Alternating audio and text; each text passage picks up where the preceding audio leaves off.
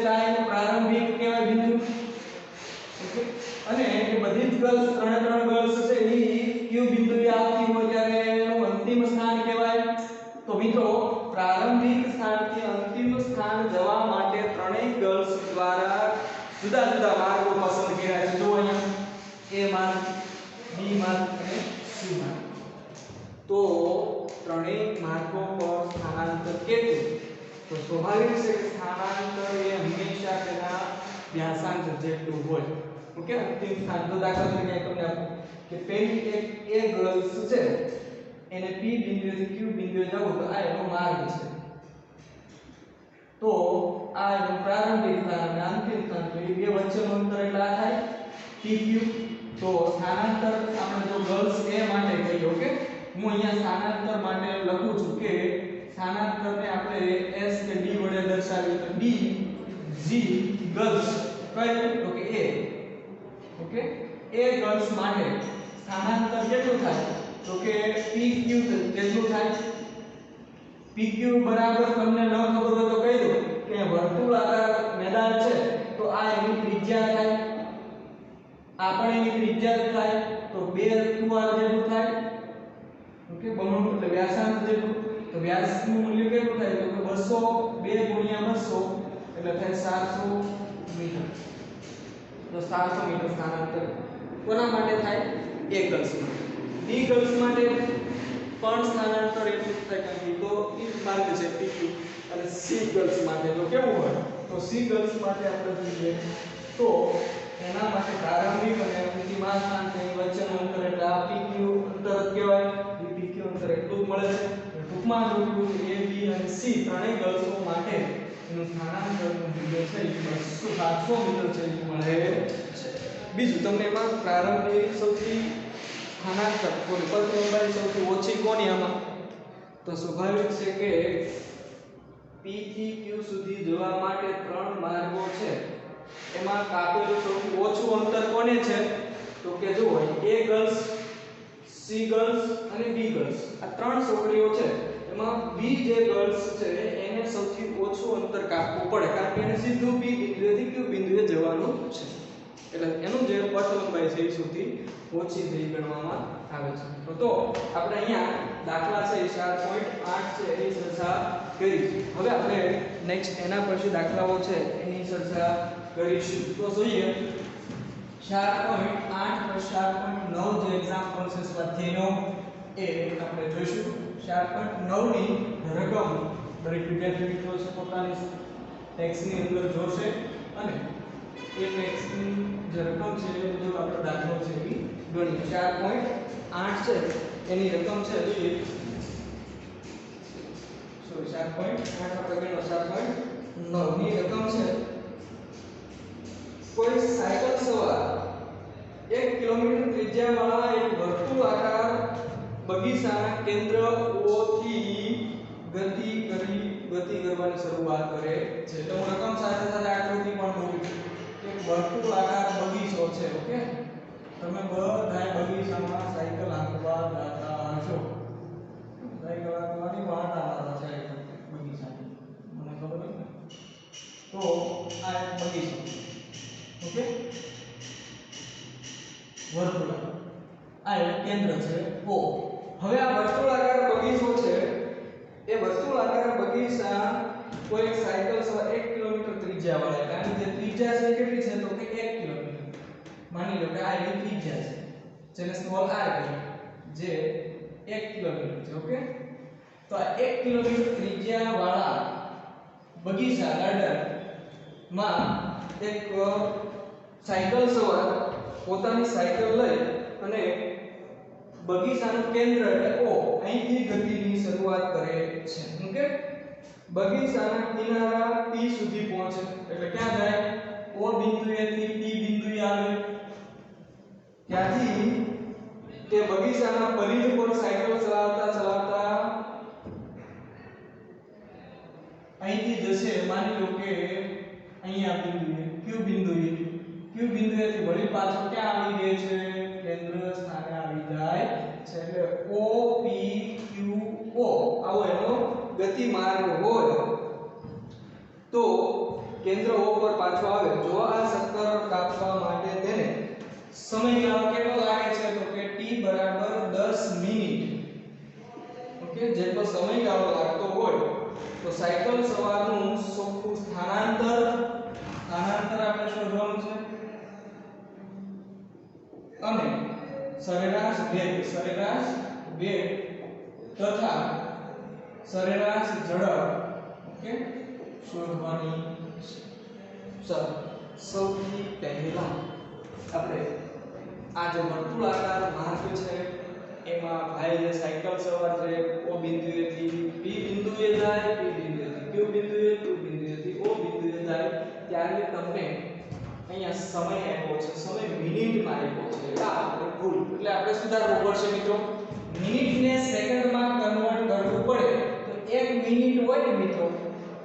એક જો મિનિટ હોય તો એ સેકન્ડ થાય 60 સેકન્ડ થાય. તો આપણી પાસે કેટલી મિનિટ છે તો કે 10 મિનિટ હોય તો એની સેકન્ડ કેટલી થાય એટલે રાશિ માંડીએ તો 600 સેકન્ડ થાય. તો આપણી પાસે અહીંયા 600 સેકન્ડ લઈ લેવાય. 10 મિનિટની સેકન્ડ થઈ. ઓકે, કિલોમીટરને મીટરમાં ફેરવીએ એટલે 1000 મીટર થાય. મેં તમને શીખવાડી દીધું અગાઉ પણ કિલો એટલે 10 ની 3 ઘાત, તો અહીંયા 10 ની 3 ઘાત ગુણો તો 1 ગુણ્યા 10 ની 3 ઘાત એટલે 1000 મીટર થઈ થાય. ચાલો આપણે એસઆઈ એકમમાં ફરી ગયા. હવે આપણે સ્થાનાંતર શોધીએ. તો સ્થાનાંતર શોધવા માટે બરાબર અંતિમ સ્થાન માઈનસ પ્રારંભિક સ્થાન આવું આપણું સૂત્ર છે. અને અંતિમ સ્થાન અને પ્રારંભિક સ્થાન એ આપણે આ માર્ગે શોધવા હોય તો O બિંદુએથી ગતિની શરૂઆત કરે, P બિંદુએ જાય, P બિંદુએથી Q બિંદુએ જાય, Q બિંદુએથી પાછો O બિંદુએ આવે છે. એટલે પ્રારંભિક સ્થાન અને અંતિમ સ્થાન છે મિત્રો એ એક સરખા છે, એ અહીંયા મળે છે. તો આપણે એવું કહી શકીએ કે સ્થાનાંતર છે એ મિત્રો એ એક જ બિંદુ છે. જો ફરી વખત આ વર્તુળ માર્ગે અહીંથી ભાઈ આંટો મારવા નીકળે બગીચામાં, આપણે ખૂબ જ બધાની બાગે લઈને આમ વર્ક સેન્ટરમાંથી નીકળ્યો મહારાજા, એમ કે આ મહારાજા છે સેન્ટરમાંથી નીકળ્યા અને જેમ પોતાના રાજ્યની નિરીક્ષણ કરવા નીકળ્યા એવા ભાઈ બગીચામાં નિરીક્ષણ કરવા નીકળ્યા છે. ઓકે, તો નિરીક્ષણ કરવા નીકળ્યા હોય ત્યારે O બિંદુએથી એ નીકળે છે એટલે એ બિંદુ એનું મિત્રો પ્રારંભિક સ્થાન કહેવાય. અને પાછો એ Q બિંદુએથી પાછો O બિંદુએ આવે એટલે એ પણ એનું અંતિમ સ્થાન કહેવાય. તો અંતિમ સ્થાન O બિંદુ એટલે 0 અંતર કાપ્યું હોય ત્યારે પ્રારંભિક સ્થાન 0 અંતર O બિંદુએ પાછો આવી ગયું તો કુલ અંતર સ્થાનાંતર થાય 0 મીટર. ચલો આ આપણું સ્થાનાંતર મળ્યું. ઓકે, બીજું શું શોધવાનું કીધું છે તો કે સરેરાશ વેગ.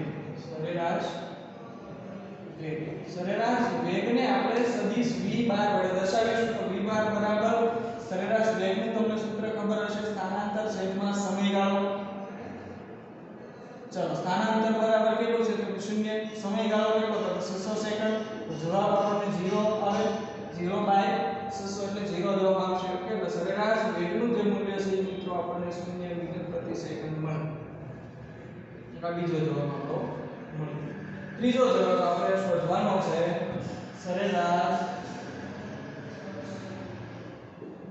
ઝડપ,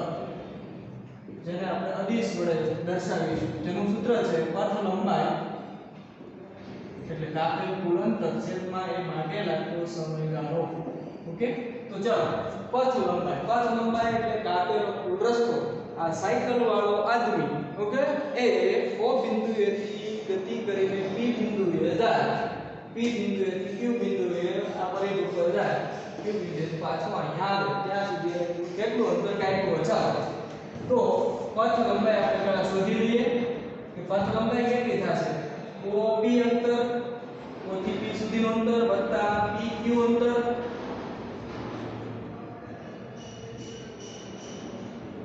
પરિઘ અંતર વત્તા QO અંતર. આ અંતરને આપણે પથ લંબાઈ કહેવાય અને એના છેદમાં સમયગાળો.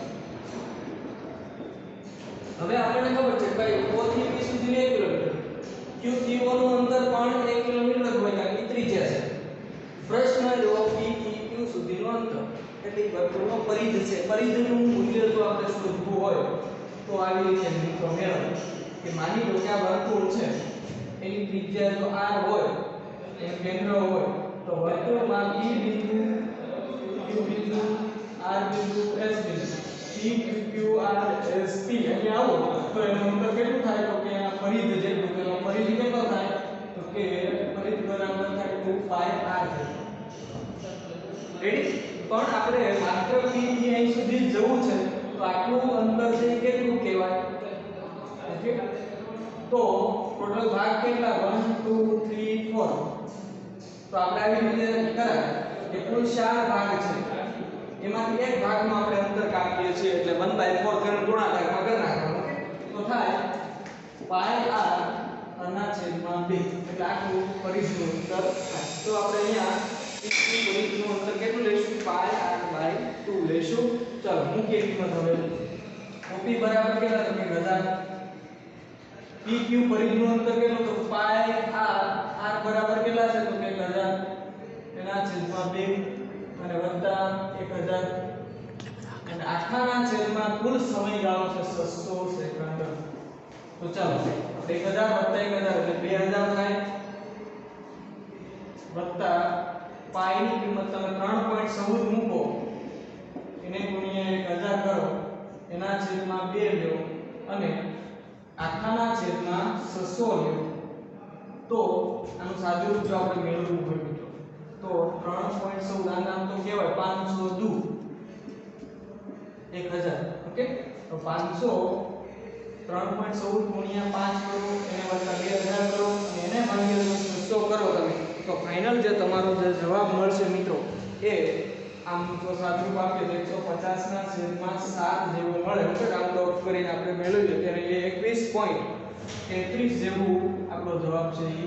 મળશે. અને આ જે જવાબ છે એ મિત્રો કિલોમીટર પ્રતિ કલાકનો જવાબ છે. ઓકે,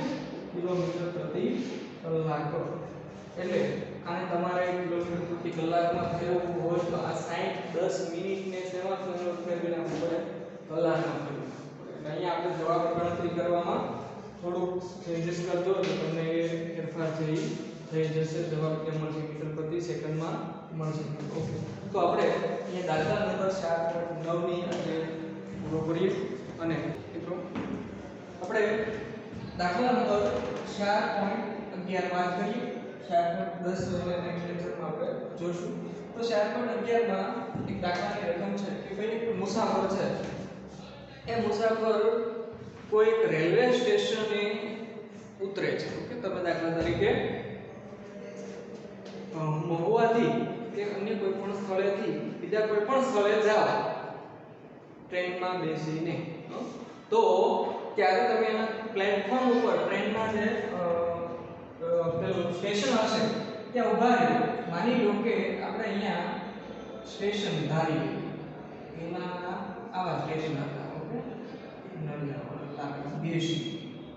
આ માની લો કે સ્ટેશન છે રેલવે સ્ટેશન. રેલવે સ્ટેશન હવે આ રેલવે સ્ટેશન છે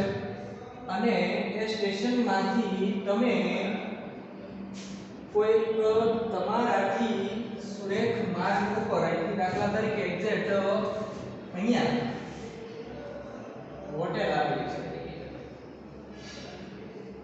આ જમીન છે ઓકે, એના ઉપર રસ્તો છે. આ જે હોટેલ છે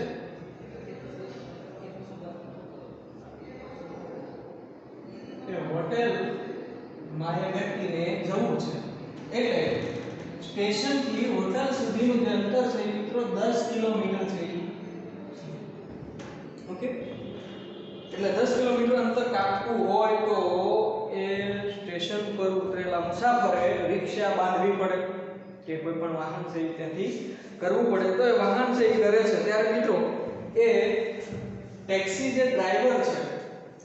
ઓકે એ આ રસ્તો ખરાબ છે ખોદકામ આપણે કાંઈ જુઓ તો રસ્તામાં પરથી વાત આવે એટલે આપણા જે રસ્તાઓ છે એમાં આવું ડાયવર્ઝન હોય ત્યાં સવારે નીકળ્યા રાત્રે નીકળ્યા હોય તો સવારે રસ્તામાં ડાયવર્ઝન આવી જાય એટલે નક્કી નથી હોતું એમ અહીંયા દાખલા તરીકે ડાયવર્ઝન છે એ આ રસ્તા ઉપર આવી ગયું અને ટેક્સી ડ્રાઈવર એ મુસાફરને આ રેલવે સ્ટેશનેથી બેસાડી અને આવા કંઈક બાધા ફૂસા માર્ગે હોટલ સુધી લઈ જાય છે ત્યારે આ જે માર્ગ ઉપર લઈ જતો હશે ત્યારે ટોટલ જે માર્ગની લંબાઈ છે કે અંતર છે એ મિત્રો 23 કિલોમીટર જેટલું થાય અને